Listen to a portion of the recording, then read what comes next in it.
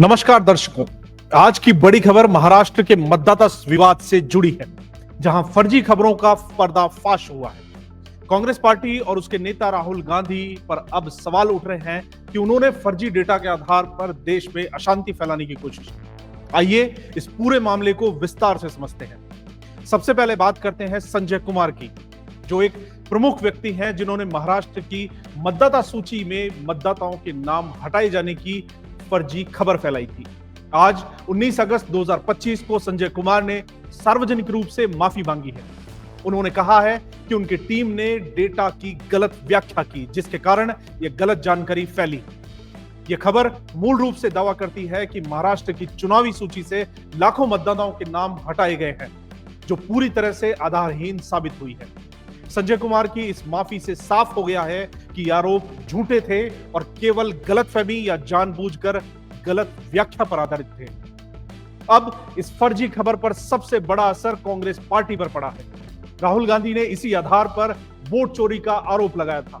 उन्होंने सार्वजनिक रूप से कहा था कि चुनाव आयोग भाजपा के साथ मिलकर मतदाताओं के अधिकारों का हनन कर रहा है। कांग्रेस ने चुनाव आयोग पर पक्षपात का आरोप लगाते हुए इसे संवैधानिक संस्था की विश्वसनीयता पर हमला बताया। लेकिन आज संजय कुमार की माफी के बाद कांग्रेस पूरी तरह से बेनकाब हो गई है। यह साफ है कि राहुल गांधी और उनकी पार्टी ने फर्जी डेटा पर आधारित आरोप लगाकर देश की शांति भंग करने की कोशिश की। राहुल गांधी के इन बयानों का क्या मकसद था? विशेषज्ञों का मानना है कि यह केवल राजनीतिक फायदे के लिए किया गया।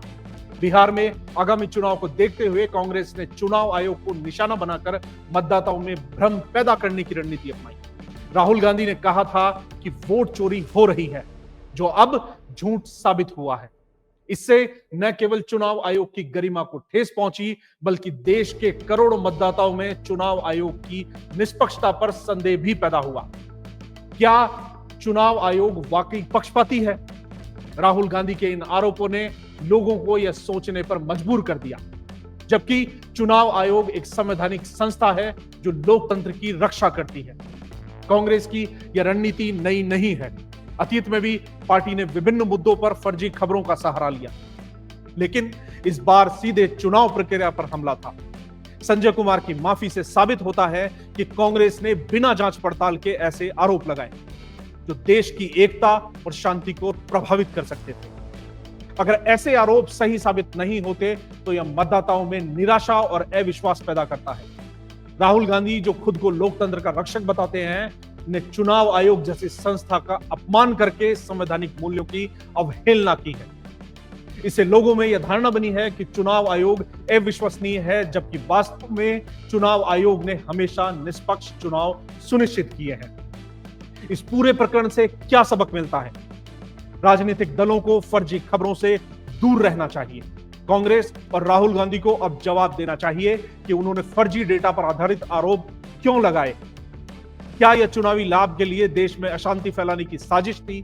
चुनाव आयोग ने पहले ही स्पष्ट कर दिया था कि मतदाता सूची में कोई अनियमितता नहीं है, लेकिन कांग्रेस ने इसे नजरअंदाज किया। आज की माफी से कांग्रेस की विश्वसनीयता पर सवाल उठे हैं। दर्शकों, यह घटना हमें याद दिलाती है कि लोकतंत्र में सत्य और पारदर्शिता सबसे महत्वपूर्ण है। कांग्रेस को अपनी गलती स्वीकार करनी चाहिए और भविष्य में ऐसे आरोपों से बचना चाहिए। हम आपको आगे की अपडेट्स के अवगत कराते रहेंगे। तब तक के लिए धन्यवाद।